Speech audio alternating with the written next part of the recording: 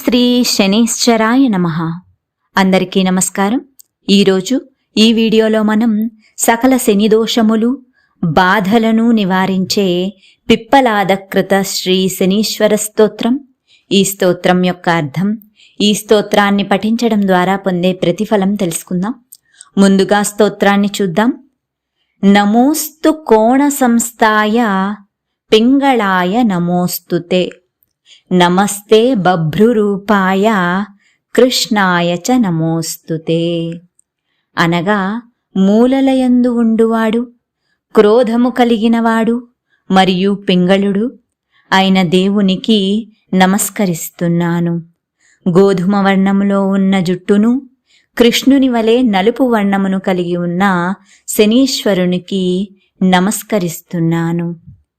నమస్తే రౌద్రదేహాయ నమస్తే చాంతకాయ చ, నమస్తే యమసంజ్ఞాయ నమస్తే సౌరయే విభో. అనగా భయంకరమైన శరీరము కలిగినవాడు, అంతము చేసేవాడు, యమునితో సమానమైనవాడు, సూర్యుని పుత్రుడు అయిన శనీశ్వరునికి నమస్కరిస్తున్నాను. నమస్తే మందసంజ్ఞాయ నమస్తే శనైశ్చర నమోస్తుతే, ప్రసాదం కురు దేవేశ దీనస్య ప్రణతస్య చ.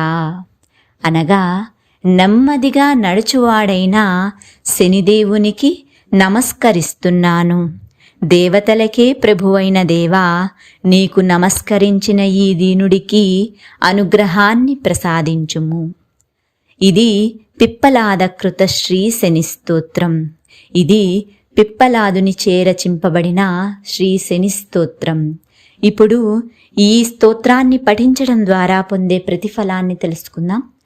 పిప్పలాదుని చేరచింపబడిన ఈ శని స్తోత్రాన్ని ప్రతినిత్యం శ్రద్ధాభక్తులతో పఠించడం ద్వారా సకల శని దోషములు తొలగిపోవును, ఆర్థిక మరియు ఆరోగ్య సమస్యలు దూరమగును, కష్టాల నుండి విముక్తి కలుగును, కోరిన కోర్కెలన్నీ శీఘ్రముగా నెరవేరును.